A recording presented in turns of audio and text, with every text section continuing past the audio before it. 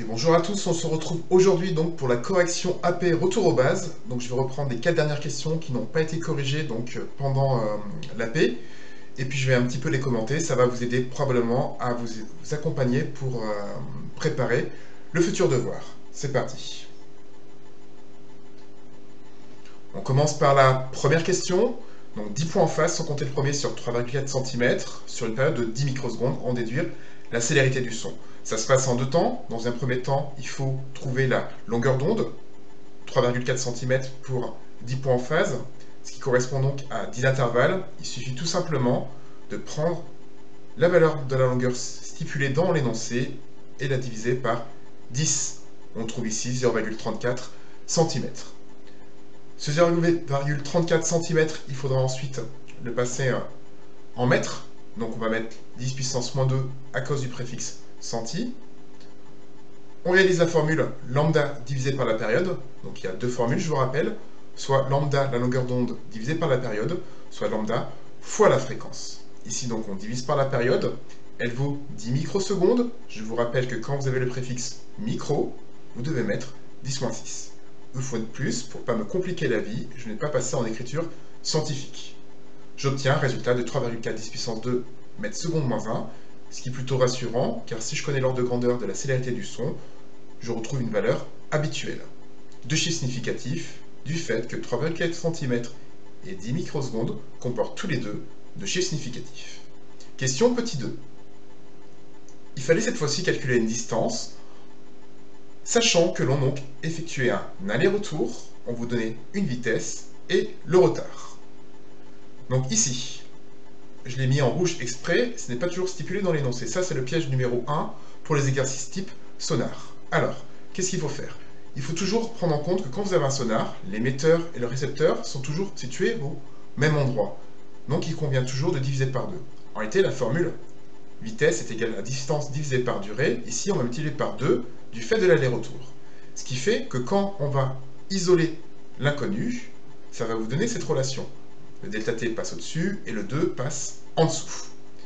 Il faut ensuite remplacer les valeurs littérales par leur application numérique. Donc 1,50 10 puissance 3, ça reste inchangé. 200 millisecondes, j'ai le préfixe milli, je mets un 10-3. De toute façon, il faut apprendre par cœur toutes les puissances de 10 par rapport aux unités. Et donc, bien sûr, on le retrouve divisé par 2. Le résultat ici donne 150 mètres. Question petit 3. Question, cette fois-ci, il faut calculer l'intensité sonore, I, sachant qu'on vous donne le niveau sonore de 200 décibels. Donc, voici la formule qu'il faut connaître par cœur. Il faut ensuite un petit peu la manipuler. Le but est d'extraire le I1 du logarithme. Ça se passe en plusieurs temps. Dans un premier temps, vous avez juste divisé par 10 de part et d'autre. Là, ça ne devrait poser aucun problème. Puis, c'est ce passage-là qui devient délicat. Vous allez élever à la 10 puissance de part et d'autre. C'est-à-dire, si vous faites une application numérique à gauche, vous devez faire exactement la même à droite. Qu'est-ce qui se passe? Donc, le 1 sur 10. Donc, lui, effectivement, il se retrouve en exposant par rapport aux 10 puissance. Ici, donc, qui passe de ce côté, je me retrouve à un 10 puissance logarithme d'une grandeur. Je les remets ici, quand on fait 10 log de x, c'est égal à x lui-même, c'est-à-dire que c'est une question de fonction réciproque. Le 10 et le logarithme vont se neutraliser. Ce qui fait que log de i1 sur i0, ça va devenir tout simplement i1 sur i0, le 10 puissance a neutralisé le logarithme. Enfin, pour passer de cette ligne à celle-ci, il suffit tout simplement de passer le i0 de l'autre côté, il est ici en divisé, en passant de l'autre côté, il passe en multiplié. Dernière ligne, application numérique, on remplace par L1 par 200, 200 décibels c'était la grandeur fournie dans l'énoncé, nous obtenons la calculatrice 1,0 10 puissance 8, watts, mètre moins 2, donc watts par mètre carré, deux chiffres significatifs à cause du 1,0. Dernière question, beaucoup plus classique, une célérité, une distance, on vous demande de trouver une vitesse. Formule distance divisée par durée, mais cette fois-ci, vous pensez bien sûr à convertir milli, donc 10-3. Ici, je voulais toujours attirer votre attention plutôt sur les chiffres significatifs.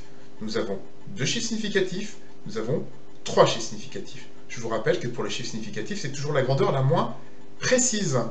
Donc, pensez bien à mettre les virgules 0, pour pas vous tronquer dans les chiffres significatifs. Et ici donc, ça sera cette grandeur-là, avec ces deux chiffres significatifs, qui va vous limiter à la grandeur.